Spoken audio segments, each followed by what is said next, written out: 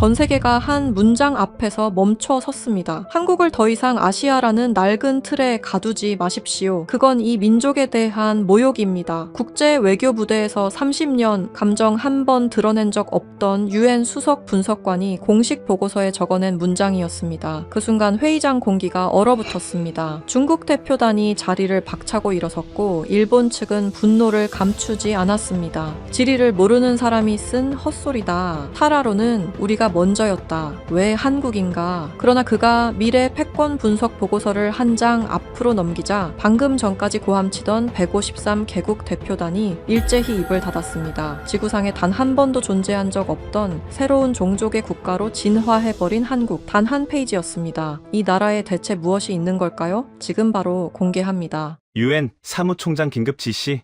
봉투를 열었습니다. 첫 장은 단 2줄이었습니다. 본건의 조사 책임자를 알렉산더 뒤브아 경제개발국 국장으로 지정한다. 저는 그 2줄을 3번 읽었습니다. 그리고 다음 장을 넘겼습니다. 제목은 이랬습니다. UN 신입 직원 근무지 선호도 조사 결과 및 개발도상국 외교 정책 전환 동시 분석 보고서. 손가락이 서류를 넘기는 속도가 느려졌습니다.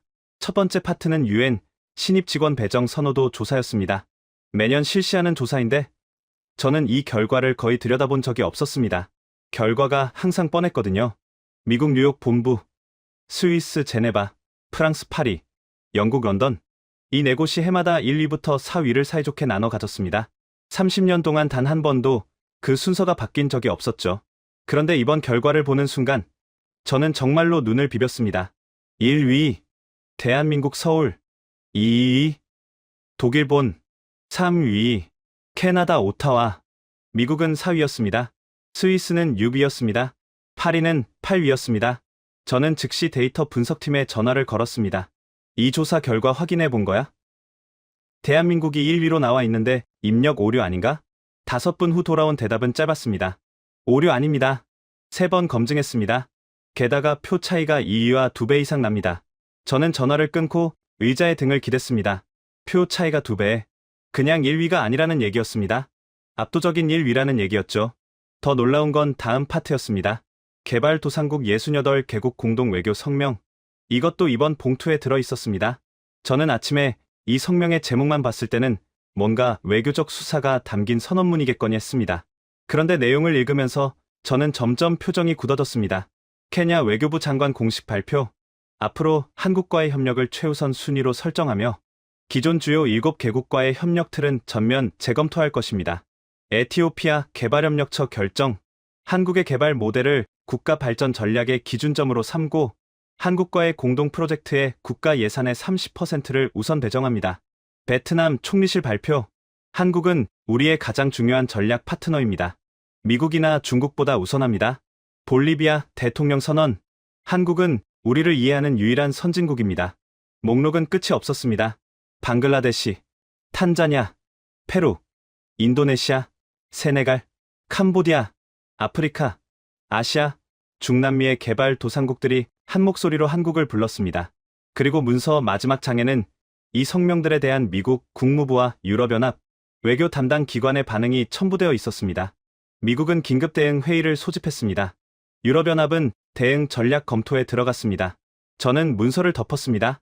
창밖을 바라봤습니다. 파리의 늦은 오후 햇살이 창문을 비추고 있었습니다. 두 개의 현상이 동시에 같은 방향을 가리키고 있었습니다. UN 내부에서 일하고 싶은 나라 1위 한국, 개발도상국들이 가장 먼저 손을 내미는 나라 한국. 이 둘이 같은 시점에 아무 연관도 없는 두 개의 독립된 집단에서 동시에 터져 나왔다는 건 우연이 아니었습니다. 머릿속이 복잡했습니다. 저는 솔직히 말하면 한국에 대해 깊이 생각해 본 적이 없었습니다. 그 나라는 제 관심 밖이었습니다. 경제 규모로는 세계 10위권이지만 국제 질서에서 실질적인 영향력을 행사하는 나라라고 생각한 적이 없었어요. 아시아에는 미국의 동맹으로서 안보적 가치가 있는 나라, 반도체와 자동차를 잘 만드는 나라, 최근엔 드라마와 음악이 유행하는 나라, 그 이상도 이하도 아니었습니다. 그런데 지금 제 손에 들린 이 문서들은 그 인식이 완전히 틀렸을 수도 있다고 말하고 있었습니다. 저는 일어나서 사무실 안을 서성이기 시작했습니다. 바로 그때였습니다. 사무실 문이 열렸습니다. 나디아였습니다. 그녀는 아침에 그 대화 이후로 처음 얼굴을 내밀었습니다. 손에는 태블릿을 들고 있었고 눈빛에는 뭔가 확인하고 싶다는 기색이 역력했습니다. 보셨죠? 봉투요. 봤어. 저는 짧게 대답했습니다. 나디아가 조심스럽게 들어오면서 말했습니다. 국장님, 저도 처음엔 이해가 안 됐어요. 작년에 코이카 현장 방문 전까지는요. 한국이 뭘 그렇게 잘하길래 개발도상국들이 저렇게 반응하나 싶었습니다. 코이카가 뭔데? 한국국제협력단이요. 우리 유엔처럼 한국에서 개발 원조를 담당하는 기관입니다. 저는 르완다에서 그 팀이 진행하는 농업기술 이전 사업을 직접 봤어요. 저는 나디아를 바라봤습니다. 거기서 뭘 봤어? 나디아가 잠시 망설이다가 입을 열었습니다. 한국 농업 전문가들이 르완다 농부들과 밭에 같이 앉아서 밥을 먹고 있었어요. 점심을요. 현지 음식을 같이 손으로요. 저는 미간을 찌푸렸습니다. 그게 뭐가 특별한 거야? 국장님, 저는 세계은행이 파견한 전문가들도 봤고 유럽 원조 기관 팀원들도 봤습니다. 그 사람들이 현지 농부들이랑 같은 자리에서 밥을 먹는 걸 본 적이 없어요. 항상 따로 먹었습니다. 숙소도 달랐고요. 저는 그 말이 마음에 걸렸지만 표정을 바꾸지 않았습니다. 나디아, 밥을 같이 먹는다고 개발 협력의 질이 달라지는 건 아니잖아. 달라졌습니다. 실제로요. 그 마을 수확량이 사업 시작 3년 만에 3배가 됐어요. 그리고 한국 전문가들이 떠난 뒤에도 그 농부들이 스스로 이웃 마을에 가서 기술을 가르치기 시작했습니다. 한국 사람들이 시킨 것도 아닌데요. 저는 잠시 말이 없었습니다. 나디아가 계속했습니다. 국장님, 한국은 전쟁이 끝난 직후에 1인당 국민소득이 $67였어요. 오늘날 아프리카 최빈국보다도 낮은 수준이었습니다. 그 나라가 70년 만에 $30,000를 넘겼습니다. 500배가 넘는 성장이에요. 그리고 원조를 받던 나라에서 원조를 주는 나라로 바뀐 건 전 세계 역사상 한국이 유일합니다. 저는 그 수치를 머릿속으로 굴렸습니다. $67, $30,000, 500배. 알고는 있었습니다. 그 통계를. 하지만 그게 지금 이 상황과 연결이 되는 순간 뭔가 다른 무게감으로 다가왔습니다. 나디아? 예. 내 생각엔 그게 왜 중요한데? 경제 성장한 나라가 한국만은 아니잖아. 나디아가 조용히 대답했습니다. 경제 성장 자체가 중요한 게 아니에요. 그 성장을 이룬 사람들이 고통이 무엇인지 기억한다는 게 중요한 겁니다. 케냐 농부들이 그 한국 전문가들에게 마음을 연 이유가 뭔지 아세요? 그 전문가 중 한 명이 이렇게 말했대요. 우리 할아버지도 이런 땅에서 이렇게 일했다고요. 저는 그 말이 이상하게 깊이 꽂혔습니다. 나디아가 나간 뒤 저는 다시 의자에 앉아 천장을 바라봤습니다. 30년 동안 저는 국제관계에서 중요한 건 결국 힘과 이익이라고 믿어왔습니다. 누가 더 많이 줄 수 있는가? 누가 더 강한가? 그 논리로 세상을 읽어왔습니다. 그런데 지금 제 손 안에 있는 이 2개의 보고서는 그 논리로는 설명이 되지 않는 현상을 담고 있었습니다. 인구 5천만의 작은 나라, 세계 10위권 경제, 미국도 아니고 중국도 아니고 유럽도 아닌 한국이 왜 수십 개 개발도상국의 선택을 받고 왜 세계에서 가장 우수한 젊은 인재들이 가장 일하고 싶은 나라로 꼽히는 걸까요? 마침 그때 책상 전화가 울렸습니다. 사무총장실이었습니다. 알렉산더, 내일 오전 10시에 와. 사무총장의 목소리는 짧고 무거웠습니다. 봉투 읽었지? 읽었습니다. 생각은? 저는 잠시 말을 고르다가 솔직하게 대답했습니다. 아직 설명이 안 됩니다. 전화기 너머로 짧은 침묵이 흘렀습니다. 그래서 자네가 가야 해. 설명이 안 되는 걸 설명해야 하는 사람이 자네야. 전화가 끊겼습니다. 저는 수화기를 내려놓고 창밖을 바라봤습니다. 파리의 밤이 깔리고 있었습니다. 내일 아침 저는 사무총장을 만날 것입니다. 그리고 아마도 한국행 이야기가 나올 것입니다. 그게 두렵지 않았냐고요? 솔직히 말하면 두려웠습니다. 그러나 그 두려움은 한국이 무서워서가 아니었습니다. 혹시 제가 30년 동안 틀려왔을지도 모른다는 생각이 처음으로 찾아왔기 때문이었습니다. 다음날 아침 10시 정각, 저는 사무총장실 문을 두드렸습니다. 사무총장 하비에르는 스페인 출신의 64살 베테랑 외교관이었습니다. 유엔에서 35회를 보낸 사람이었죠. 그가 긴급 호출을 하는 경우는 1년에 손에 꼽을 정도였습니다. 저는 그 희귀한 호출을 이틀 연속 받고 있었습니다. 회의실에 들어서자 이미 4명이 앉아 있었습니다. 개발협력국 부국장 티에리, 외교정책 분석관 클라우스, 그리고 나디아, 그리고 마지막으로 데이터 분석팀장 라르스였습니다. 라르스는 덴마크 출신의 40대 초반 분석관이었습니다. 조직 내에서 저와 기질이 가장 비슷한 사람이었죠. 숫자 외에는 믿지 않는 스타일이었습니다. 그가 이 자리에 있다는 건 이 문제가 단순한 외교 보고서 수준을 넘어섰다는 의미였습니다. 하비에르가 자리에 앉으며 말했습니다. 어제 보고서 다들 읽었지? 모두가 고개를 끄덕였습니다. 한 가지만 먼저 확인하겠어. 라르스. 데이터 신뢰도. 라르스가 태블릿을 열며 말했습니다. 신입 직원 선호도 조사는 14개국 사무소에서 독립적으로 취합한 결과입니다. 교차 검증까지 마쳤습니다. 조작 가능성 없습니다. 개발도상국 성명의 경우 68개국 중 61개국은 외교부 공식 채널을 통해 이미 확인됐습니다. 나머지 7개국도 비공식 확인 완료입니다. 라르스가 태블릿을 덮으며 덧붙였습니다. 개인적으로는 이 결과가 마음에 들지 않습니다. 하지만 데이터는 데이터입니다. 저는 속으로 실소했습니다. 라르스다운 말이었습니다. 하비에르가 저를 바라봤습니다. 알렉산더. 어제 내가 자네에게 간다고 했지. 어디 가는지는 알고 있고? 한국입니다. 맞아. 자네가 조사팀을 이끌어야 해. 현지에서 직접 확인해야 한다. 이 두 가지 현상의 원인을, 왜 젊은 인재들이 한국을 원하는지, 왜 개발도상국들이 한국을 선택하는지, 저는 고개를 끄덕였습니다. 하비에르가 계속했습니다. 그리고 하나 더. 자네 어제 보고서 기억하지? 한국이 개발협력 철학이 부족하다는 거. 기억합니다. 그 보고서 때문에 르완다, 탄자냐, 베트남 세 나라 대표부에서 공식 항의가 들어왔어. 어제 오후에 저는 잠시 말이 없었습니다. 세 나라가 동시에요? 동시에 각자 독립적으로. 하비에르가 의자의 등을 기대며 말했습니다. 알렉산더, 나는 자네를 30년 가까이 알아. 자네가 틀린 보고서를 낸 적이 없었지. 그래서 이번 일이 더 의미 있어. 자네가 틀렸다면 우리 조직 전체가 뭔가 중요한 걸 놓치고 있다는 뜻이니까. 저는 그 말에 무게를 느꼈습니다. 하비에르가 일어서며 말했습니다. 출발은 사흘 뒤야. 나디아와 라르스가 동행한다. 그리고 그가 잠시 멈추더니 말했습니다. 열린 마음으로 가게. 자네 특기인 결론 먼저 내는 습관. 이번 한 번만 내려놓고. 저는 그 말이 약간 불쾌했습니다. 하지만 부정할 수가 없었습니다. 회의실을 나오면서 라르스가 옆으로 붙었습니다. 국장님, 솔직히 말하면 저도 아직 납득이 안 됩니다. 한국이 1위라는 게요. 나도 마찬가지야. 그런데 라르스가 잠시 망설이다가 말했습니다. 제가 어젯밤에 한국 관련 데이터를 뒤져봤거든요. 한 가지 수치가 계속 머릿속에 남아서요. 뭔데? 전쟁이 끝나던 해 한국의 1인당 국민소득이 $67입니다. 그해 가나는 $208였고 콩고도 $154였습니다. 한국이 아프리카 최빈국보다 가난했다는 거죠.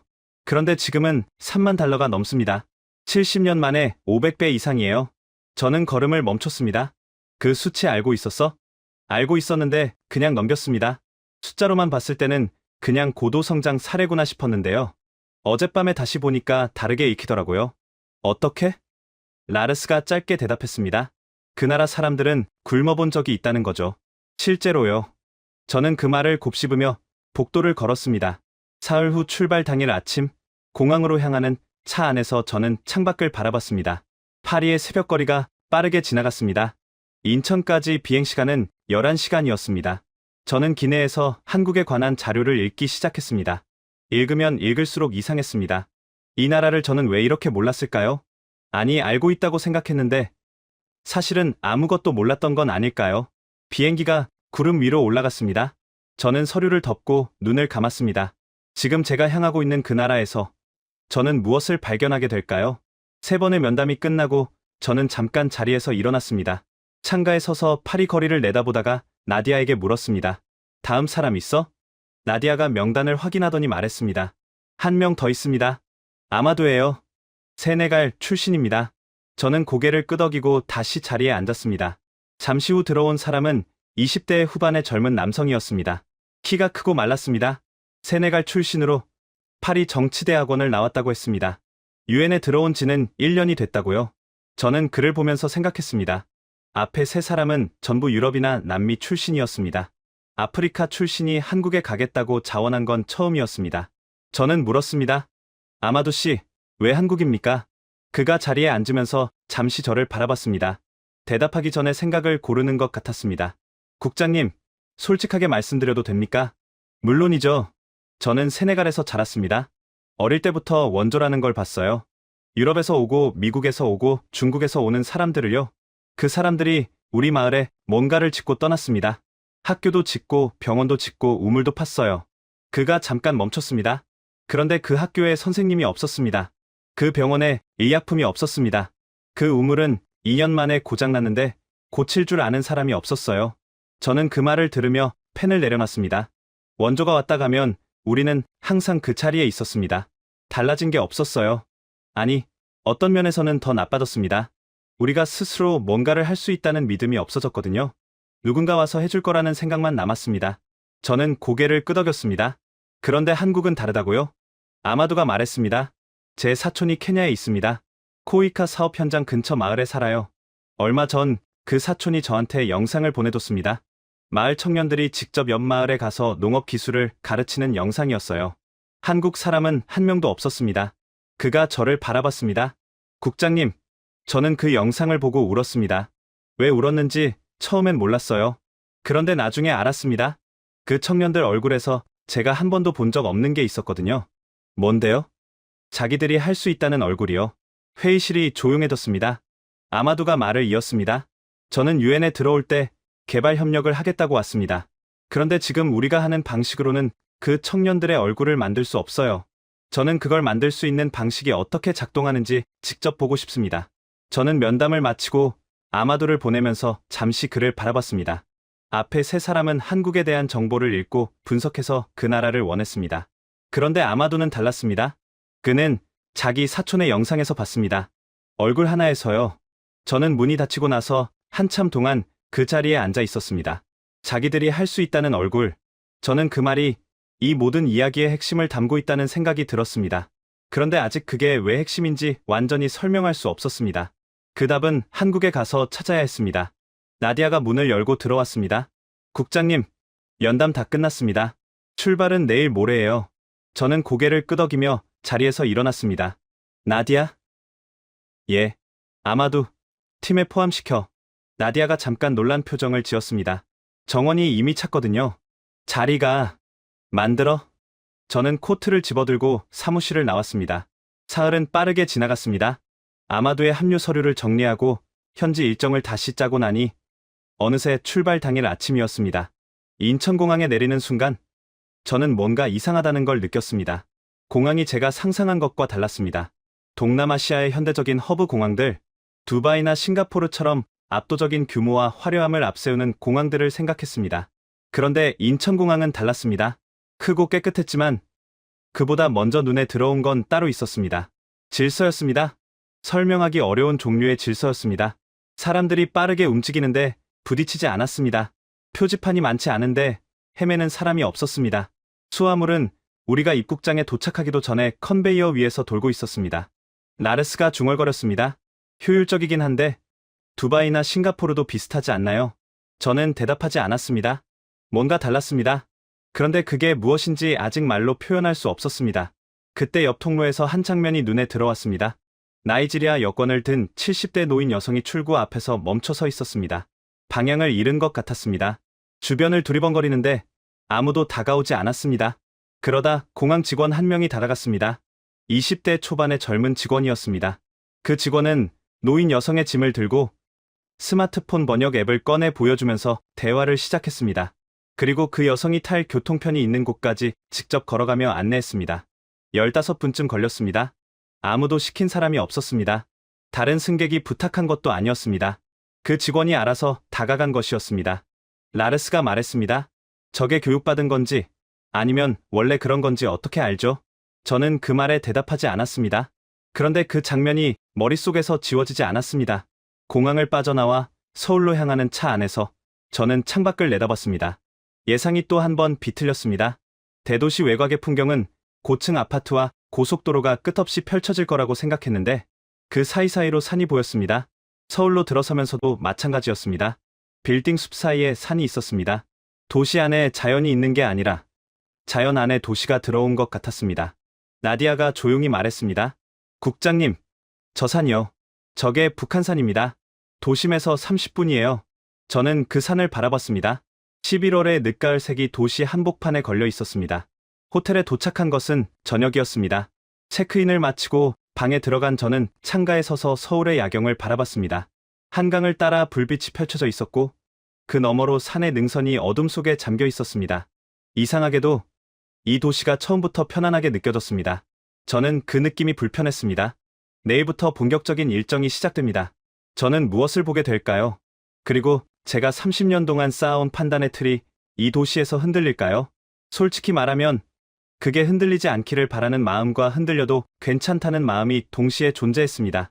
회의실이 잠시 조용했습니다. 그 침묵을 깬 건 라르스였습니다. 박태양 씨, 저는 데이터 분석을 담당합니다. 솔직하게 물어봐도 될까요? 박태양이 고개를 끄덕였습니다. 지금까지 보여주신 성과들 인상적입니다. 그런데 저는 한 가지가 계속 걸립니다. 이 모든 사업의 지속 가능성이요? 어떤 부분에서요? 라르스가 태블릿을 열었습니다. 코이카의 연간 예산이 약 1조 원 수준입니다. 한국 국내 총생산 대비 0.17% 정도예요. 경제협력개발기구 권고 기준인 0.7%에 한참 못 미칩니다. 스웨덴이나 노르웨이가 1% 이상을 쓰는 것과 비교하면 규모 자체가 작아요. 박태양이 조용히 들었습니다. 라르스가 계속했습니다. 그리고 무상기술 이전, 특허 포기. 이건 단기적으로는 좋아 보이는데요. 장기적으로 한국 입장에서 지식재산권 손실 아닙니까? 기업 입장에서 이걸 계속 허용할 수 있을까요? 저는 라르스의 질문이 예리하다고 생각했습니다. 저도 같은 생각을 했었으니까요. 박태양이 잠시 생각하더니 대답했습니다. 두 가지 질문인데 하나씩 답할게요. 먼저 예산 규모 문제요. 맞습니다. 우리 예산이 북유럽 국가들에 비해 작아요. 그런데 저는 예산 크기보다 예산 효율성이 더 중요하다고 생각합니다. 그가 화면을 바꿨습니다. 가리사 지역 절수 시스템 사업을 예로 들게요. 투입 비용이 가구당 80만 원이었습니다. 그런데 이 사업이 시작된 지 3년 만에 그 마을 농부들이 이웃 마을 두 곳에 자체적으로 같은 시스템을 설치했어요. 우리 예산을 한 푼도 안 쓰고요.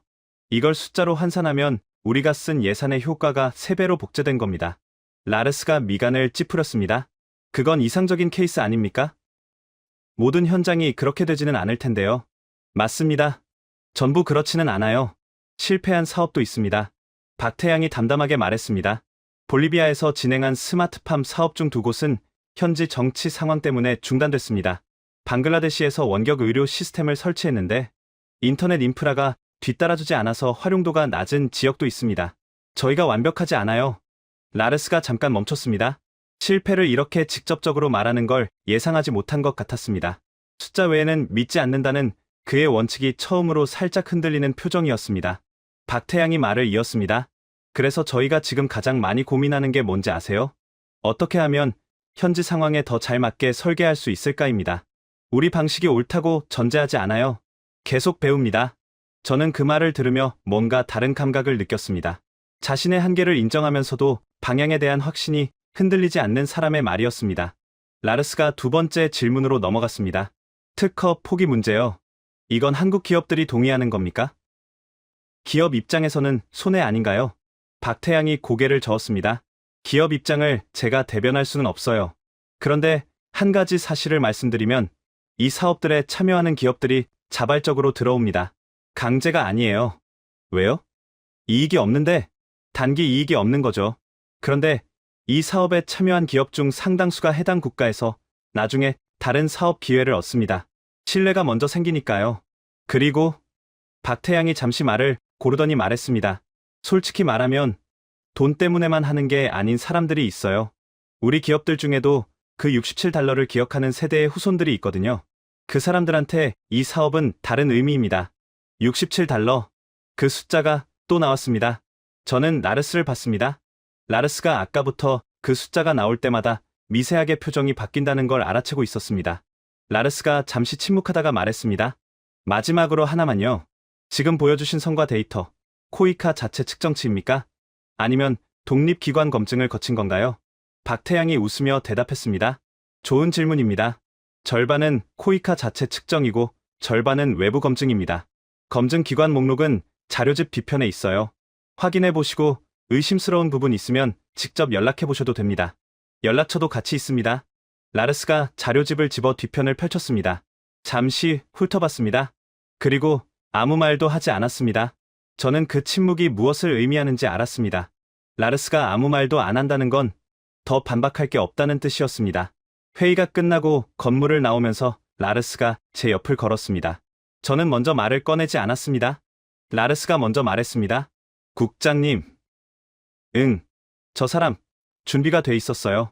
제 질문들이 다 예상된 것들이었던 것 같아요. 저는 짧게 대답했습니다. 그렇겠지. 우리가 처음 묻는 사람들이 아닐 테니까. 라르스가 잠시 걷다가 다시 말했습니다. 국장님, 저는 아직 완전히 납득한 건 아닙니다. 확인할 게 더 있어요. 알아. 그런데 그가 멈추더니 말했습니다. 그 아이 사진이요. 회의실에서 보여준 거요. 저는 그게 자꾸 생각납니다. 왜 그런지 모르겠어요. 저는 라르스를 바라봤습니다. 그의 얼굴에 뭔가 낯선 표정이 있었습니다. 분석관의 얼굴이 아닌 다른 무언가였습니다. 저는 대답했습니다. 나도 그래. 우리는 서울의 오후 햇살 아래 걸었습니다. 아무 말이 없었습니다. 그리고 그 침묵 속에서 저는 처음으로 뭔가가 바뀌고 있다는 것을 느꼈습니다. 화면이 꺼졌습니다. 회의실에 잠시 침묵이 흘렀습니다. 라르스가 노트를 덮으며 말했습니다. 레나 국장, 인상적인 사람이네요. 저는 고개를 끄덕였습니다. 그리고 옆에 앉아있는 오비나를 봤습니다. 오비나는 화면이 꺼진 뒤에도 그 방향을 바라보고 있었습니다. 생각에 잠긴 표정이었습니다. 저는 물었습니다. 오비나 씨, 레나 국장 말에 동의합니까? 오비나가 천천히 저를 돌아봤습니다. 동의합니다. 그리고 저는 그걸 직접 경험했습니다. 저는 몸을 앞으로 기울였습니다. 어디서요? 오비나가 잠시 생각을 고르더니 입을 열었습니다. 저는 3년 전에 에티오피아 현장에서 코이카 팀과 6달을 함께 일했습니다. UN 협력관 자격으로 파견된 거였어요. 처음에 저는 그냥 모니터링하러 간다고 생각했습니다. 사업이 잘 돌아가는지 확인하는 역할이요.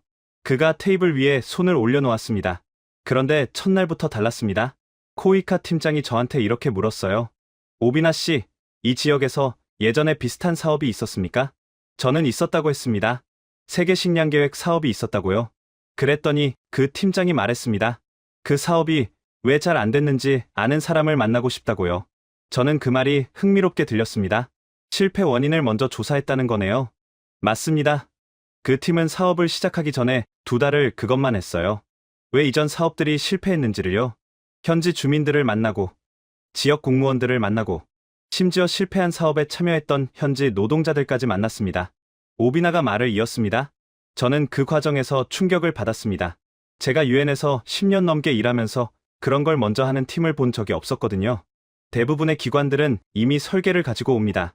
현지 상황에 맞게 조정하는 척하지만 사실은 자기들이 만든 틀에 현지 상황을 끼워 맞추는 거예요. 라르스가 물었습니다. 그래서 결과가 달랐습니까? 오비나가 고개를 끄덕였습니다. 달랐습니다. 그런데 제가 더 놀랐던 건 결과보다 과정이었어요. 그가 잠시 멈추더니 말했습니다. 사업이 진행되면서 현지 농부 중에 무코나라는 사람이 있었습니다. 40대 남성인데 처음에는 굉장히 비협조적이었어요. 한국 팀이 뭘 가르쳐 주려고 하면 우리는 이미 우리 방식이 있다면서 거부했습니다. 팀장이 저한테 귓속말로 물었어요. 저 사람 왜 저러는지 알아요? 하고요. 오비나가 잠시 창밖을 바라봤습니다. 저는 현지 관계자한테 물어서 알게 됐습니다. 무코나는 10년 전에 유럽 한 기관이 진행한 농업 사업에 참여했다가 낭패를 봤어요. 그 기관이 새 씨앗을 줬는데 수확하고 나서 그 씨앗 값을 청구했습니다. 계약서에 작은 글씨로 적혀 있었는데 무코나는 몰랐던 거예요. 그 빚을 갚느라 3년을 고생했습니다. 저는 그 이야기를 들으며 가슴 어딘가가 불편해졌습니다. 코이카 팀장이 그 사실을 알고 나서 어떻게 했습니까? 오비나가 말했습니다. 무코나를 직접 찾아갔습니다. 통역을 데리고요. 그리고 앉아서 물었어요. 우리한테 어떤 보장을 받으면 믿을 수 있겠냐고요? 저는 그 말이 단순한 것 같으면서도 단순하지 않다는 걸 느꼈습니다. 무코나가 뭐라고 했습니까? 씨앗값 같은 거 나중에 청구하지 않는다는 서류를 달라고 했어요. 그리고 사업이 끝난 뒤에도 연락할 수 있는 사람 이름을 달라고 했습니다. 문제가 생겼을 때 물어볼 수 있는 사람이요. 오비나가 저를 바라봤습니다. 팀장이 그 자리에서 둘 다 줬습니다. 서류도 만들고 자기 개인 연락처도 줬어요. 저는 잠시 말이 없었습니다. 무코나가 그 후에 어떻게 됐습니까? 오비나가 처음으로 환하게 웃었습니다. 그 사업에서 가장 열심히 일한 사람이 됐습니다. 나중에는 팀장 옆에서 다른 농부들한테 기술을 직접 가르쳤어요. 팀장이 에티오피아어를 잘 못하니까 무코나가 통역도 해주고 설명도 해줬습니다. 팀이 철수할 때 팀장이 무코나한테 말했대요. 이제 이 마을은 당신이 책임자입니다. 라고요. 오비나가 말을 마쳤습니다. 국장님, 저는 그 장면을 봤을 때 레나 국장이 한 말을 이해했습니다. 눈을 바라봤다는 게 무슨 뜻인지요? 무코나를 불쌍히 여기지 않았어요. 그를 신뢰했습니다. 그 차이가 결과를 만들었습니다. 저는 오비나의 말이 끝난 뒤 한동안 아무 말도 하지 않았습니다. 라르스도 말이 없었습니다. 나디아가 조용히 말했습니다. 무코나, 지금도 그 마을에 있겠네요. 오비나가 고개를 끄덕였습니다. 있습니다. 저 지난달에 연락받았어요. 이웃 마을 세 곳에 기술을 전수했다고요. 저는 창밖을 바라봤습니다. 서울의 오후 햇살이 기울어지고 있었습니다. 무코나. 이름도 몰랐던 에티오피아 농부, 10년 전 빚에 속았던 사람, 그리고 지금 이웃 마을 세 곳에 기술을 전수하는 사람. 저는 이 이야기가 통계가 아니라는 걸 알았습니다. 이건 한 사람이었습니다. 그리고 그 한 사람이 만들어진 방식이 한국이라는 나라가 세상을 대하는 방식의 전부를 담고 있었습니다.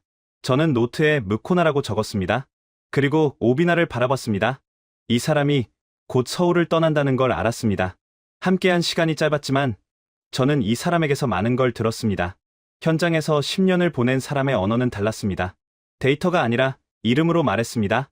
저는 그게 중요하다는 걸 이제야 조금씩 알아가고 있었습니다. 저는 박태양이 돌아간 뒤 혼자 복도 의자에 앉았습니다. 시계를 봤습니다. 오전 11시 47분이었습니다.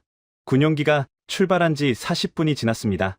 오사카까지 가서 치료제를 수령하고 돌아오는데 약 4시간. 그 사이에 의료팀이 오비나를 버텨내게 해야 했습니다. 저는 휴대전화를 들었다가 내려놨습니다. 걸 사람이 없었습니다.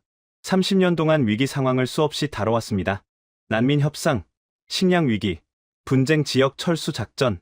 저는 항상 그 상황들을 데이터와 논리로 처리했습니다. 감정을 거르고 필요한 결정을 내렸습니다. 그런데 지금 저는 그냥 의자에 앉아 있었습니다. 아무것도 할 수 없는 상태로요. 나디아가 자판기에서 종이컵 커피를 뽑아 들고 왔습니다. 아무 말 없이 제 옆에 앉았습니다. 저는 컵을 받으며 말했습니다. 오비나가 이걸 버틸 것 같아? 나디아가 잠시 생각하다가 대답했습니다. 버틸 것 같아요. 그 사람 현장 경험이 얼마나 많은데요.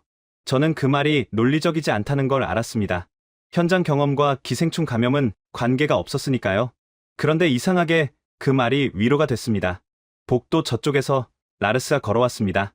그는 의자에 앉지 않고 복도 창문 앞에 서서 밖을 내다봤습니다. 한참 뒤 라르스가 말했습니다. 국장님, 저 어제 저녁에 한국 현대사 자료를 읽었습니다. 저는 고개를 들었습니다. 6.25 전쟁이 시작됐을 때 한국 국민의 상당수가 실제로 굶었습니다. 전쟁이 끝나고 나서도 먹을 것이 없어서 부모가 자식을 먹이지 못했어요. 아이들을 해외로 입양 보냈습니다. 수만 명이요. 그 시절 기록들을 읽는데 라르스가 잠시 멈췄습니다. 데이터가 아니라 사람이 보였습니다. 이상하게요. 저는 그 말을 들으며 창밖을 바라봤습니다. 서울의 11월 하늘이 회색이었습니다. 라르스, 너 처음에 한국행 별로 내키지 않는다고 했잖아. 했죠. 지금은? 라르스가 잠시 생각하다가 대답했습니다. 모르겠습니다. 아직 분석 중이에요. 저는 짧게 웃었습니다. 라르스다운 대답이었습니다. 나디아가 말했습니다. 국장님, 저 한 가지 여쭤봐도 될까요? 해봐. 국장님은 왜 처음에 그렇게 확신하셨어요? 한국이 개발 협력에서 깊이가 없다고요. 저는 그 질문을 예상하지 못했습니다. 잠시 말이 없었습니다. 모르겠어. 아마도 내가 기준으로 삼는 것들이 전부 서구적 틀 안에 있었던 것 같아. 개발 협력의 역사, 철학, 방법론, 전부 미국이나 유럽이 만들어낸 것들이었거든. 그 틀 안에서 보면 한국은 역사가 짧고 경험이 적은 나라였어. 저는 커피를 한 모금 마셨습니다. 그런데 그 틀 자체를 의심한 적이 없었어. 30년 동안. 나디아가 조용히 말했습니다. 국장님, 그게 잘못된 게 아니에요. 그 틀이 틀렸던 게 아니라 그 틀이 전부라고 생각했던 거잖아요. 저는 그 말을 들으며 생각했습니다. 틀이 틀렸던 게 아니라 틀이 전부라고 생각했던 것. 그 두 개는 달랐습니다. 시간이 흘렀습니다. 오후 1시가 됐습니다. 병원 복도는 조용했습니다. 가끔 의료진이 빠르게 지나쳤습니다. 응급실 쪽에서 간간히 소리가 들려왔습니다. 저는 자리에서 일어나 복도를 걸었습니다. 가만히 있는 게 힘들었습니다. 병원 로비 쪽으로 내려갔습니다. 로비 한쪽에 작은 카페가 있었습니다. 저는 카운터에서 물을 한 병 사면서 카운터 직원을 봤습니다. 20대 초반의 여성이었습니다. 외국인인 제가 한국어로 된 메뉴판을 들여다보고 있자 그녀가 먼저 영어로 물었습니다. 워터, 아메리카노, 라고요. 저는 물을 가리켰습니다. 그녀가 건네주면서 짧게 웃었습니다. 계산을 마치고 돌아서는데 그녀가 영어로 말했습니다. 괜찮으세요? 피곤해 보이시네요. 라고요. 저는 돌아봤습니다. 내 표정이 그렇게 보여요? 그녀가 잠깐 당황하더니 말했습니다. 소리. 저는 고개를 저었습니다. 아니요, 괜찮습니다. 감사해요. 로비를 나오면서 저는 그 짧은 교환을 생각했습니다. 병원 카페 직원이 지나가는 외국인 손님의 표정을 읽고 말을 걸었습니다. 그게 교육인지 성격인지 저는 아직도 몰랐습니다. 그런데 공항에서 그 직원을 봤을 때부터, 박태양을 만났을 때부터, 그리고 지금 이 카페 직원까지 뭔가 같은 결이 반복되고 있었습니다. 다시 복도로 올라왔습니다. 오후 2시 30분, 담당 의사가 나왔습니다. 저는 벌떡 일어났습니다. 상태가 어떻습니까? 의사가 말했습니다. 혈압이 떨어지고 있습니다. 빠르게는 아닌데 천천히 내려가고 있어요. 치료제 없이 버틸 수 있는 시간이 생각보다 빠듯해질 수 있습니다. 저는 즉시 박태양에게 전화를 걸었습니다. 군용기 지금 어디 있습니까? 지금 오사카에서 치료제 수령 완료했습니다. 15분 후 출발 예정입니다. 인천 착륙까지 2시간 10분 예상합니다. 저는 숨을 내쉬었습니다. 빨리 올 수 있는 방법이 없습니까? 비행기가 이미 최대 속도로 운항하도록 요청했습니다. 관제탑에도 우선 착륙 허가 협조 요청 들어간 상태입니다. 저는 전화를 끊고 의사에게 말했습니다. 2시간 조금 넘게 남았습니다. 버틸 수 있습니까? 의사가 짧게 대답했습니다. 최선을 다하겠습니다. 그 말이 전부였습니다. 저는 다시 의자에 앉았습니다. 나디아가 제 옆에 앉아 있었습니다. 라르스는 창가에 서 있었습니다. 아무도 말하지 않았습니다. 저는 그 침묵 속에서 이상한 것을 느꼈습니다. 이 병원이, 이 복도가, 이 나라가 낯선 곳인데 낯설지 않았습니다. 오비나 한 사람을 위해 이 나라의 시스템 전체가 움직이고 있었습니다. 군용기가 날아가고 있었습니다. 의료팀이 자리를 지키고 있었습니다. 아무 이해관계 없이요. 저는 문득 생각했습니다. 이 나라가 $67였던 시절, 이 나라 사람들은 누군가의 도움으로 살아남았습니다. 그 도움이 어떤 모습이었는지 이 나라 사람들은 몸으로 기억하고 있었습니다. 그리고 지금 그 기억이 이 복도에서, 저 응급실 안에서, 하늘 위의 군용기 안에서 움직이고 있었습니다. 오후 4시 22분, 박태양에게서 전화가 왔습니다. 치료제 지금 병원으로 이송 중입니다. 20분 안에 도착합니다. 저는 일어섰습니다. 나디아도 일어섰습니다. 라르스도 창가에서 돌아섰습니다. 20분이 그렇게 길게 느껴진 적이 없었습니다. 오후 4시 41분, 치료제가 도착했습니다. 담당 의사가 직접 달려나와 수령했습니다. 그리고 병실로 들어갔습니다. 저는 그 장면을 유리창 너머로 바라봤습니다. 의사의 손이 빠르고 정확하게 움직였습니다. 간호팀이 양쪽에서 보조했습니다. 그리고 기다렸습니다. 오비나가 회복하는 동안 저는 호텔 방에 혼자 있었습니다. 노트북을 열었습니다. 새 문서를 만들었습니다. 그리고 첫 줄에 이렇게 썼습니다. 한국은 개발 협력에서 철학적 깊이가 부족하다. 저는 그 문장을 30초 동안 바라봤습니다. 그리고 전체 선택 후 삭제를 눌렀습니다. 한 글자도 남지 않은 빈 화면을 바라봤습니다. 저는 30년 동안 보고서를 써왔습니다. 단어를 고르는 것이 두려웠던 적이 없었습니다. 결론이 망설여진 적도 없었습니다. 그런데 지금 이 빈 화면 앞에서 저는 한참 동안 아무것도 쓸 수 없었습니다. 30분쯤 지났을 때 문을 두드리는 소리가 났습니다. 나디아였습니다. 그녀는 들어오자마자 제 화면을 봤습니다. 빈 화면을요? 많이 쓰셨네요. 저는 쓴웃음을 지었습니다. 앉아. 나디아가 맞은편 의자에 앉았습니다. 저는 잠시 생각하다가 말했습니다. 나디아, 내가 틀렸어. 그녀가 아무 말도 하지 않았습니다. 회의장에서 루안다 대표가 반박했을 때 나는 감정적인 발언이라고 넘기려 했어. 이사벨라가 같은 눈높이 어쩌고 했을 때도 젊은 이상주의라고 생각했어. 레나의 증언도 처음엔 외교적 수사로 들었어. 저는 창밖을 바라봤습니다. 어젯밤 오비나를 보면서 나는 처음으로 그 사람들이 맞았다는 걸 알았어. 나디아가 조용히 말했습니다.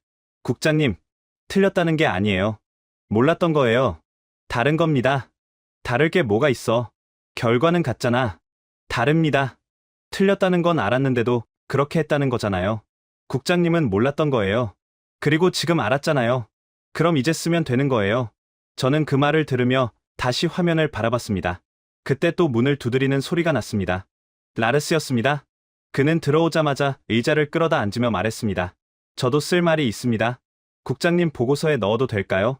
저는 그를 바라봤습니다. 라르스가 자발적으로 무언가를 하겠다고 말한 건 처음이었습니다. 말해봐. 저는 어젯밤까지 한국의 이 모든 행동이 장기적인 외교 전략이라고 생각했습니다. 개발도상국의 지지를 확보하려는 계산된 움직임이라고요. 그게 데이터를 분석하는 사람의 자연스러운 해석이에요. 그가 잠시 멈췄습니다. 그런데 군용기 얘기를 듣고 저는 그 해석이 틀렸다는 걸 알았습니다. 전략적 계산으로 군용기를 움직이지는 않아요.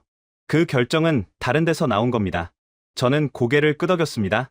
그날 밤 세 사람이 함께 보고서를 썼습니다.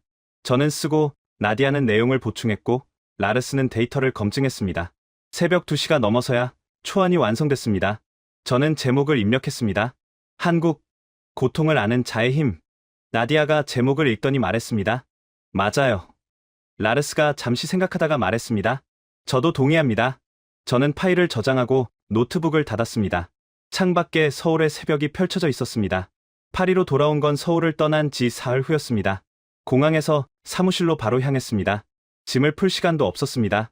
비행기 안에서 쓴 초안을 나디아와 라르스가 이미 다듬어 놓았고 저는 그걸 처음부터 다시 읽었습니다. 읽으면서 한 번도 고치고 싶다는 생각이 들지 않았습니다. 30년 동안 보고서를 쓰면서 처음 있는 일이었습니다. 며칠이 지난 뒤 사무총장 하비에르를 만났습니다. 그는 보고서를 이미 읽은 상태였습니다. 제가 들어서자마자 말했습니다. 알렉산더, 이거 총회에서 발표해야 해. 저는 예상하고 있었습니다. 언제입니까? 2주 후. 특별 세션 안건으로 넣겠어. 저는 고개를 끄덕였습니다. 하비에르가 보고서를 들며 말했습니다. 자네가 직접 발표해야 해. 이 보고서를 쓴 사람이 서야 한다는 게 내 생각이야. 특히 앞부분. 앞부분이 무엇인지 저는 알았습니다. 저 스스로 틀렸다고 쓴 부분이었습니다. 하비에르가 말을 이었습니다. 자네가 틀렸다는 걸 공개적으로 인정하는 게 쉽지 않다는 거 알아. 그런데 그게 이 보고서의 힘이야. 30년 경력의 사람이 틀렸다고 말하는 것. 그게 이 내용에 무게를 더해. 저는 그 말이 맞다는 걸 알았습니다. 하겠습니다. 발표 당일, 저는 평소보다 30분 일찍 총회 대회의실에 도착했습니다. 자리를 미리 확인하려고 한 건 아니었습니다. 단지 그 공간에 혼자 있고 싶었습니다. 잠깐이라도요. 텅 빈 회의장 안으로 들어갔습니다. 수백 개의 의자가 반원형으로 배치되어 있었습니다. 발표대가 앞쪽에 홀로 서 있었습니다. 저는 발표대 앞에 섰습니다. 빈 의자들을 바라봤습니다. 몇 달 전, 저는 이 자리 근처에서 한국 보고서를 발표했습니다. 그때 저는 확신에 차 있었습니다. 의심이 없었습니다. 그런데 루안다 대표 이멜다가 손을 들었고 저는 말문이 막혔습니다. 그 순간이 이 모든 것의 시작이었습니다. 저는 그 빈자리를 바라보며 생각했습니다. 이멜다는 오늘 이 자리에 있을까요? 확인하지 못했습니다. 1시간 후 사람들이 들어오기 시작했습니다. 각국 대표단이 자리를 채웠습니다. UN 고위 관리자들, 각국 외교관들, 개발협력 담당자들. 저는 입구 쪽을 바라봤습니다. 그리고 이멜다를 봤습니다. 그녀는 르완다 대표단과 함께 들어오면서 자리를 찾고 있었습니다. 저는 그녀가 저를 발견하는 순간을 봤습니다. 그녀의 표정이 잠깐 멈췄습니다. 그러더니 짧게 고개를 끄덕였습니다. 저도 고개를 끄덕였습니다. 세션이 시작됐습니다. 사회자가 안건을 소개했습니다. 저는 발표대에 올랐습니다. 마이크 앞에 서서 회의장을 한 번 훑었습니다. 수백 명이 저를 바라보고 있었습니다. 저는 숨을 한 번 들이쉬고 말했습니다. 존경하는 여러분, 저는 오늘 발표를 시작하기 전에 한 가지를 먼저 말씀드려야 합니다. 회의장이 조용해졌습니다. 몇 달 전 저는 이 자리 근처에서 한국에 대한 보고서를 발표했습니다. 그 보고서에는 한국이 개발 협력 분야에서 철학적 깊이와 역사적 경험이 부족하다는 내용이 있었습니다. 저는 잠시 멈췄습니다. 그 보고서는 틀렸습니다. 회의장의 술렁임이 일었습니다. 수근거리는 소리가 잠깐 퍼졌다가 가라앉았습니다. 저는 계속했습니다. 저는 그 후 한국을 직접 방문했습니다. 그리고 제가 30년 동안 쌓아온 판단의 틀이 얼마나 좁은 것이었는지 알게 됐습니다. 오늘 저는 수정된 보고서를 발표하겠습니다. 제목은 한국, 고통을 아는 자의 힘입니다. 화면에 첫 슬라이드가 떴습니다. 숫자 하나였습니다. 전쟁이 끝나던 해, 한국의 1인당 국민소득은 67달러였습니다. 저는 잠시 그 숫자를 회의장에 띄워뒀습니다. 같은 해가 나는 208달러였습니다. 콩고는 154달러였습니다. 캄보디아는 118달러였습니다. 한국은 그 나라들보다 가난했습니다. 전쟁으로 모든 것이 파괴됐고 먹을 것이 없어서 전쟁이 끝난 뒤에도 오랫동안 아이들을 해외로 입양 보내야 했습니다. 수만 명이요. 국제사회의 원조로 연명했습니다. 저는 다음 슬라이드로 넘겼습니다. 오늘날 한국의 1인당 국민소득은 36,000달러입니다. 70년 만에 500배 이상의 성장입니다. 그리고 이것이 핵심입니다. 한국은 원조를 받던 나라에서 원조를 주는 나라로 전환된 역사상 유일한 사례입니다. 단 하나의 사례입니다. 저는 회의장을 천천히 바라봤습니다. 그런데 저는 한국에서 이 숫자보다 중요한 것을 발견했습니다. 이 성장의 기억이 어떻게 사람들의 행동으로 나타나는지를요. 저는 케냐 외교부 레나의 증언을 소개했습니다. 그녀의 말을 그대로 전했습니다. 레나 국장은 이렇게 말했습니다. 세계은행은 우리에게 돈을 줬습니다. 조건을 달아서요. 미국 국제개발처는 우리에게 프로그램을 줬습니다. 그들이 설계한 프로그램을요. 중국은 우리에게 인프라를 지었습니다. 중국 노동자들이요. 한국은 우리의 눈을 바라봤습니다. 회의장이 다시 조용해졌습니다. 여러분, 눈을 바라봤다는 게 무슨 뜻인지 처음에 저도 잘 몰랐습니다. 그런데 현장에서 하나씩 보면서 알게 됐습니다. 저는 박태양의 이야기를 했습니다. 케냐 가리사 지역 사업, 가구당 80만 원의 절수 시스템, 무상 기술 이전, 철수 후 현지 농부들이 스스로 이웃 마을에 같은 시스템을 설치한 이야기. 한국팀이 철수한 지 1년 후, 그 마을 농부들이 이웃 마을 두 곳에 스스로 같은 시스템을 설치했습니다. 한국 예산 없이요. 한국 사람 없이요. 스스로요. 저는 잠깐 멈췄습니다. 이게 가능했던 이유가 뭔지 아십니까? 한국팀이 처음 그 마을에 갔을 때 한 첫 번째 일이 농부들을 만나는 것이었기 때문입니다. 토양 데이터를 분석하러 간 게 아니라 농부들의 이야기를 들으러 갔습니다.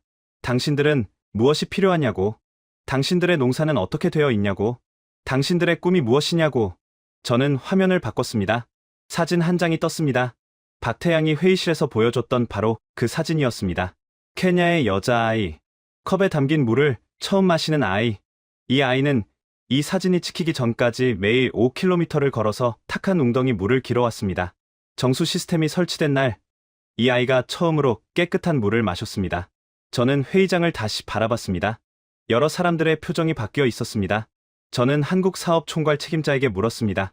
이 사업들이 한국에 어떤 이익이 됩니까? 경제적으로요? 그가 이 사진을 띄우며 대답했습니다. 저 아이의 눈빛이 이익입니다. 저는 잠시 말을 멈췄습니다. 저는 처음에 그 말이 감상적으로 들렸습니다. 그런데 그게 아니었습니다. 그건 그 나라가 집단적으로 갖고 있는 기억에서 나온 말이었습니다. 굶어본 사람은 굶주림을 압니다. 원조를 받아본 사람은 도움이 어떤 모습이어야 하는지 압니다. 한국은 그 기억을 잊지 않았습니다. 저는 오비나의 이야기를 했습니다. 차분하게, 사실대로 전했습니다. 쓰러짐, 희귀 바이러스, 치료제 없음, 군용기 출동, 밤샘 치료. 저는 한국 측 담당자에게 물었습니다. 왜 이렇게까지 합니까? 그가 대답했습니다. 한국 땅에서 쓰러진 사람입니다. 그게 이유입니다. 저는 회의장을 천천히 훑었습니다. 그 의사에게도 물었습니다. 그는 밤을 꼬박 세웠습니다. 그 환자의 나라도 아니고 이해관계도 없었습니다. 왜 이렇게까지 하냐고 물었습니다. 그 의사가 말했습니다. 우리 할아버지도 누군가가 이렇게 해줬습니다. 회의장에서 누군가 낮게 숨을 들이켰습니다. 저는 마지막 슬라이드를 띄웠습니다. 저희 조사팀은 다음을 제안합니다. 한국의 개발협력 모델을 국제사회가 함께 연구하고 표준화할 것. 기술과 자본이 아닌 공감과 기억이 진정한 협력의 동력이 될 수 있다는 것을 한국이 이미 증명했습니다. 저는 잠시 멈췄습니다. 그리고 저는 개인적으로 한 가지를 더 말씀드리고 싶습니다. 회의장이 완전히 조용해졌습니다. 몇 달 전 이 자리에서 르완다 대표가 손을 들고 저에게 반박했습니다. 저는 그때 대답하지 못했습니다. 오늘 그 자리에 다시 서서 말씀드립니다. 당신이 맞았습니다. 감사합니다. 저는 이멜다가 앉아있는 방향을 바라봤습니다. 이멜다는 고개를 들고 저를 바라봤습니다. 그리고 천천히 고개를 끄덕였습니다. 회의장에서 박수가 터져 나왔습니다. 처음에는 몇 군데서, 그 다음에는 전체에서요. 저는 발표대에 서서 그 박수 소리를 들었습니다. 30년 동안 수많은 발표를 했습니다. 많은 박수를 받았습니다. 그런데 이 박수는 달랐습니다. 이건 훌륭한 발표에 대한 박수가 아니었습니다. 틀렸다는 것을 인정한 사람에게 보내는 박수였습니다. 그게 이상하게도 더 무거웠습니다. 발표가 끝나고 자리를 정리하는데 여러 사람들이 다가왔습니다. 에티오피아 대표가 악수를 청하며 말했습니다. 국장님, 오비나 씨 소식 들었습니다. 다행입니다. 탄자니아 대표가 말했습니다. 우리도 한국과 같은 방식의 협력을 원합니다. 어떻게 시작하면 됩니까? 저는 각자에게 답하면서 입구 쪽을 봤습니다. 이멜다가 대표단과 함께 나가려다가 멈춰서 저를 바라봤습니다. 저는 그녀에게 걸어갔습니다. 우리는 회의장 입구에서 맞섰습니다. 이멜다가 먼저 말했습니다. 국장님, 그날 제가 너무 직접적으로 말했을 수도 있습니다. 저는 고개를 저었습니다. 아니요. 충분히 직접적이지 않았어요. 저는 그때도 마음속으로 넘기려고 했으니까요. 이멜다가 짧게 웃었습니다. 그래도 마음에 남으셨던 것 같습니다. 남았어요. 그날 밤부터요. 이멜다가 잠시 생각하다가 말했습니다. 국장님, 저는 유엔에서 14해를 일했습니다. 이 조직에서 고위직에 있는 사람이 공개적으로 틀렸다고 말하는 것을 처음 봤습니다. 저는 그 말을 들으며 잠깐 멈췄습니다. 그게 이상한 일이어야 하는데 이상하지 않은 조직이 됐죠. 이멜다가 고개를 끄덕였습니다. 그래서 오늘이 중요했어요. 국장님이 하신 게 그냥 사과가 아니에요. 이 조직 안에서 배움이 가능하다는 걸 보여주신 거거든요. 저는 그 말을 한동안 생각했습니다. 이멜다와 악수를 나누고 헤어졌습니다. 라르스가 옆으로 왔습니다. 국장님, 저 방금 케냐 대표단이 발표 내용 전문을 달라고 했어요. 번역해서 케냐 외교부에 공식 배포하겠다고요. 저는 고개를 끄덕였습니다. 보내줘. 라르스가 잠깐 머뭇거리다가 말했습니다. 그리고 저 한 가지 말씀드려도 될까요? 해봐. 오늘 발표에서 국장님이 틀렸다고 말하실 때 저는 솔직히 불편했습니다. 고위직에서 공개적으로 그렇게 말하면 권위가 손상된다고 생각했거든요. 그런데 박수가 나오고 나서 제가 틀렸다는 걸 알았습니다. 저는 라르스를 바라봤습니다. 라르스, 너 요즘 자주 틀렸다는 말 하네? 어쩔 수 없어요. 자꾸 틀리니까요. 저는 처음으로 크게 웃었습니다. 서울에 온 이후로 처음이었습니다. 회의장을 나오면서 저는 창밖을 봤습니다. 파리의 늦은 오후 햇살이 건물 사이로 들어오고 있었습니다. 저는 오비나에게 짧은 메시지를 보냈습니다. 발표 마쳤어요. 당신 이야기를 했습니다. 2분 후 답장이 왔습니다. 감사합니다. 저는 지금 나이지리아로 돌아갑니다. 돌아가서 한국에서 배운 것을 써보려고요. 저는 그 메시지를 읽고 전화기를 주머니에 넣었습니다. 엘리베이터를 기다리면서 나디아가 말했습니다. 국장님, 오늘 어땠어요? 저는 잠시 생각했습니다. 30년 만에 처음으로 제대로 된 발표를 한 것 같아. 나디아가 웃었습니다. 저도 그렇게 생각했어요. 엘리베이터 문이 열렸습니다. 우리는 안으로 들어갔습니다. 문이 닫히면서 저는 회의장이 있는 쪽을 바라봤습니다. 이멜다가 맞았습니다. 진실은 결국 말을 합니다. 다만 조금 늦을 때가 있을 뿐입니다. 사무실로 돌아오는 길에 전화가 울렸습니다. 모르는 번호였습니다. 르완다 국가 코드였습니다. 저는 전화를 받았습니다. 알렉산더 국장님이십니까? 목소리를 알아봤습니다. 이멜다였습니다. 이멜다 국장님. 네. 총회 발표 보고서를 다시 읽었습니다. 공식 배포본으로요. 현장에서는 다 담지 못했던 말이 있었습니다. 꼭 전화를 드리고 싶었어요. 저는 걸음을 멈췄습니다. 어떻게 생각하십니까? 이멜다가 잠시 침묵했습니다. 그 침묵이 길지 않았는데 뭔가를 담고 있었습니다. 국장님, 저는 그날 총회에서 손을 들었을 때 솔직히 기대가 없었습니다. 무슨 기대요? 바뀔 거라는 기대요. 저는 유엔에서 14해를 일했습니다. 고위직에 있는 사람이 공개 석상에서 틀렸다고 말하는 걸 한 번도 본 적이 없었어요. 그래서 그날 손을 들었을 때도 그냥 제가 할 말을 했을 뿐이었습니다. 결과는 기대하지 않았어요. 저는 그 말을 들으며 창밖을 바라봤습니다. 그런데 국장님이 한국에 가셨다는 얘기를 들었을 때 저는 조금 달랐습니다. 달랐다고요? 혹시 모른다고 생각했습니다. 이 사람은 진짜로 가서 볼 수도 있겠다고요? 저는 잠시 말이 없었습니다. 이멜다가 계속했습니다. 국장님, 보고서에 나온 무코나 이야기 읽었습니다. 저는 놀랐습니다. 무코나 이야기는 보고서 본문이 아니라 부록 현장 증언 섹션에 들어간 내용이었습니다.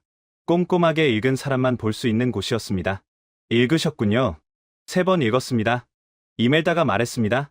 국장님, 제 아버지가 르완다 농부였습니다. 내전이 있었을 때 우리 마을에도 여러 기관들이 왔습니다. 식량을 주고 갔습니다. 임시 학교를 세우고 갔습니다. 그런데 그 사람들 중에 제 아버지의 이름을 기억하는 사람은 없었어요. 저는 그 말을 들으며 몸이 굳는 것을 느꼈습니다. 무코나 이야기에서 코이카 팀장이 무코나를 찾아가서 이름을 불렀다는 부분이 있잖아요. 그냥 현지 농부가 아니라 무코나라고요. 이멜다의 목소리가 조금 낮아졌습니다. 저는 그 부분에서 책을 덮었습니다. 한참 동안요. 저는 전화기를 꽉 쥐었습니다. 이멜다가 말을 이었습니다. 국장님, 저는 지금 르완다 정부에 이 보고서를 공식 정책 참고 자료로 채택하자는 제안을 올렸습니다. 개발협력 담당 장관이 검토 중입니다. 좋은 방향으로 가고 있어요. 저는 그 말에 무게를 느꼈습니다. 감사합니다. 이멜다 국장님, 감사는 제가 드려야죠. 국장님이 가셔서 보고 오셨으니까요. 전화가 끊어졌습니다. 저는 한동안 그 자리에 서 있었습니다. 그날 오후 나디아에게서 메시지가 연달아 왔습니다. 첫 번째, 에티오피아 교육부 장관이 한국 원격 교육 시스템 도입 의향서를 코이카에 전달했습니다. 두 번째, 방글라데시 농업부가 한국 스마트팜 기술 이전 공식 요청서를 제출했습니다. 세 번째, 아프리카 연합개발협력 담당 국장이 알렉산더 국장님과 면담을 요청했습니다. 저는 메시지들을 읽으며 책상에 앉았습니다. 라르스가 사무실 문을 두드리고 들어왔습니다. 그는 노트북을 들고 있었습니다. 국장님, 보고서 인용 건수 집계해봤습니다. 얼마나 됩니까? 발표 후 72시간 기준으로 학술 논문 인용 14건, 각국 정부 내부 문서 인용 확인된 것만 23건입니다. 언론 인용은 세기가 어렵습니다. 저는 그 숫자들을 들으며 이상하게 숫자가 아닌 다른 것들이 떠올랐습니다. 이멜다의 아버지 이름을 기억하는 사람이 없었다는 말, 무코나가 빚에 속았던 3년, 아마도가 울었다는 그 영상, 케냐 여자아이 아모라. 라르스가 노트북을 덮으며 말했습니다. 국장님, 저 한 가지 여쭤봐도 될까요? 해봐요. 이 보고서가 실제로 뭔가를 바꿀 거라고 생각하십니까? 국제개발협력 방식을요? 저는 잠시 생각했습니다. 모르겠어요. 바꿀 수도 있고 아닐 수도 있죠. 그런데 왜 하는 겁니까? 저는 라르스를 바라봤습니다. 무코나가 이웃 마을 세 곳에 기술을 전수했잖아요. 코이카가 시킨 것도 아니고 예산을 준 것도 아닌데 그게 왜 일어났는지 라르스는 알아요? 라르스가 잠시 생각하다가 말했습니다. 누군가 그를 믿었기 때문이죠. 맞아요. 저는 창밖을 바라봤습니다. 이 보고서도 마찬가지예요. 이게 모든 걸 바꾸지는 않을 거예요. 그런데 어딘가에서 누군가가 이걸 읽고 한 사람의 이름을 기억하는 방식으로 일을 시작할 수 있어요. 그러면 된 거예요. 라르스가 잠시 그 말을 곱씹더니 말했습니다. 국장님, 저 서울에 가기 전이랑 많이 달라지셨습니다. 알아요. 저도 달라진 것 같습니다. 저는 짧게 웃었습니다. 라르스가 달라졌다면 진짜 뭔가 일어난 거네요. 라르스가 처음으로 소리내어 웃었습니다. 그 웃음소리가 사무실 안에 잠깐 머물렀습니다. 저는 그 소리를 들으며 생각했습니다. 30년 동안 이 사무실에서 수많은 보고서를 썼습니다. 그런데 이렇게 웃으면서 일을 마무리한 적이 있었던가요? 아마 없었습니다. 창밖에 파리의 저녁이 깔리기 시작했습니다. 저는 자리에서 일어나 코트를 집었습니다. 오늘은 일찍 퇴근하기로 했습니다. 해야 할 일이 많았습니다. 다음 단계를 준비해야 했습니다. 그런데 이상하게 그 많은 일들이 무겁게 느껴지지 않았습니다. 처음으로요. 그로부터 6달이 지났습니다. 저는 케냐에 있었습니다. 가리사 지역의 한 마을이었습니다.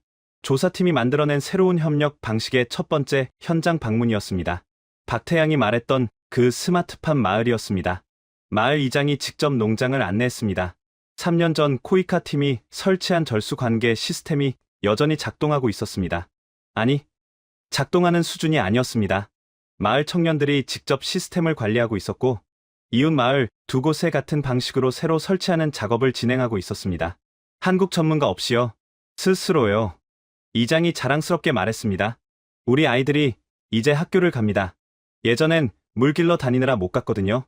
저는 그 말을 들으며 회의실에서 봤던 사진을 떠올렸습니다. 컵에 담긴 물을 처음 마시던 여자아이. 이장에게 물었습니다. 혹시 그 아이를 압니까? 코이카 팀이 처음 이 마을에 왔을 때 물을 처음 마셨다는 아이요. 이장이 방긋 웃었습니다. 압니다. 제 조카예요. 지금 학교 다닙니다. 3학년이에요. 이름이요?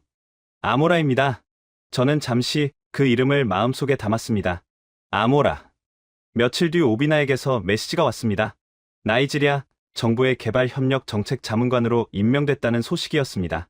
코이카와 나이지리아 정부 사이의 협력 사업을 직접 이끌게 됐다고요. 마지막에 이런 말을 덧붙였습니다. 국장님, 저는 이제 제가 케냐에서 받았던 것을 나이지리아에서 만들어 보려고 합니다. 저는 파리 사무실로 돌아와 책상에 앉았습니다. 책상 위에 사진 한 장을 올려뒀습니다. 오비나가 케냐를 방문했을 때 찍어서 보내준 사진이었습니다. 가리사 마을 학교 앞에 교복을 입고 서 있는 여자아이. 환하게 웃고 있었습니다. 뒷면에 오비나가 직접 쓴 메모가 있었습니다. 그녀의 이름은 아모라입니다. 저는 그 사진을 한참 바라봤습니다. 67달러에서 36,000달러가 된 나라의 이야기가 결국 이 아이의 이름으로 이어졌다는 게 이상하게도 당연하게 느껴졌습니다. 세상을 바꾸는 거대한 힘은 어딘가에 있는 게 아니었습니다. 누군가의 이름을 기억하는 것에서 시작됐습니다. 저는 보고서를 열었습니다. 새 챕터를 추가하기 시작했습니다. 제목은 이랬습니다. 한국이 우리에게 가르쳐준 것. 고통의 기억은 무기가 되지 않는다. 그것은 손이 된다. 창밖에 파리의 저녁이 깔리고 있었습니다. 저는 타이핑을 계속했습니다. 여러분, 지금까지 유엔 개발협력국장 알렉산더의 한국 현장 보고서를 함께 하셨습니다. 전쟁이 끝나던 해 1인당 국민소득 67달러. 가나보다, 콩고보다 가난했던 나라. 전쟁 후에도 오랫동안 아이들을 해외로 입양 보내야 했던 나라. 그 나라가 70년 만에 500배 성장의 원조를 받던 나라에서 원조를 주는 나라로 전환된 역사상 유일한 사례가 됐습니다. 그리고 이제 세계 최고의 회의장에서 30년 경력의 유엔 국장이 이렇게 말했습니다. 한국은 우리의 눈을 바라봤습니다. 아무도 믿어주지 않던 시절이 있었습니다. 묵묵히 굶으면서도 포기하지 않은 사람들이 있었습니다. 그 기억이 오늘 케냐의 아모라라는 아이의 이름이 됐습니다. 이 이야기가 울림이 됐다면 댓글에 아모라 네 글자만 남겨주십시오. 그리고 이 영상을 공유해 주십시오. 여러분의 공유 하나가 한국이 어떤 나라인지를 세상에 알리는 일이 됩니다. 고통을 기억하는 민족은 무너지지 않았습니다.